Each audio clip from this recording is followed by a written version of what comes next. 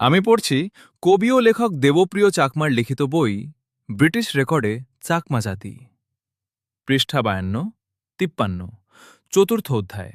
অধ্যায়ের নাম ব্রিটিশ কর্তৃক চাকমা ভূখণ্ড বেদখল ও প্রশাসনিক পুনর্গঠন পটভূমি। চাকমা রাজা ব্রিটিশদের নিকট যে জমিগুলো হারিয়েছেন সেগুলো আর ফেরত পাওয়া যায়নি। বিশেষ করে রাঙ্গুনিয়ার দক্ষিণ অংশ আর ফেরত পাওয়া যায়নি। 1798 সালে ফ্রান্সিস বুকানন লিখেন যে the Chakma has never been able to obtain the restitution of his property. তবে 1798 সালে ফ্রান্সিস বুকানন চাকমা রাজ্য ভ্রমণের ডায়েরিতে লিখেন, চাকমা রাজা রাঙ্গুনিয়া থেকে রাজস্ব সংগ্রহ করতেন।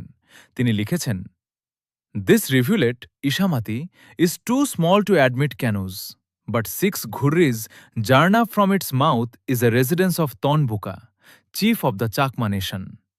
This is only a temporary abode, where the chief comes to collect the revenues of those parts of Rungania which still remain his property. ব্রিটিশরা চাকমা রাজ্যের ভূমি শুধু রাঙ্গুনিয়া কেড়ে নিয়ে শান্ত হয়নি, তাদের চোখ পড়ে চাকমা রাজ্যের উত্তর অংশের দিকেও। ব্রিটিশ কর্তৃক চাকমা রাজ্যের আভ্যন্তরীণ বিষয়ে হস্তক্ষেপ। ব্রিটিশরা এতদিনে চাকমা রাজার সাথে চুক্তিকে মেনে নিয়েছেন এবং আভ্যন্তরীণ বিষয়ে হস্তক্ষেপ না করার সিদ্ধান্ত নেন। চট্টগ্রামের কমিশনার হ্যালহেডের ভাষায় যা ছিল তা হল, the hill tribes were not British subjects but merely tributaries, and we recognized no right on our part to interfere with their internal arrangements. The near neighborhood of a powerful and stable government naturally brought the chief by degrees under control, and every living chief paid to the Chittagong collector a certain tribute or yearly gifts.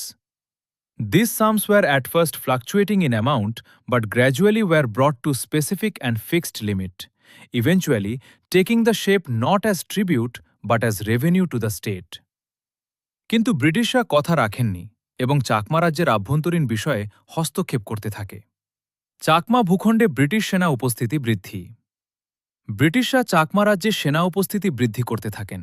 বিশেষ করে রাঙ্গুনিয়া ও রাঙামাটিতে British সেনা উপস্থিতি বাড়তে থাকে। কানুনগোর 2016 মতে, চাকমা ভূখণ্ডে British শাসন সুসহত করার লক্ষ্যে বিভিন্ন স্থানে থানা, ফাঁড়ি, সামরিক ঘাঁটি ইত্যাদি প্রতিরক্ষামূলক স্থাপনা নির্মাণ করা হয়। চাকমা ভূখণ্ডে প্রথম পর্যায়ে 5টি স্থানে থানা প্রতিষ্ঠিত হয়। এ স্থানগুলো হল রাঙামাটি, চন্দ্রঘোনা, বরকল, লংগদু এবং দীঘিনালা।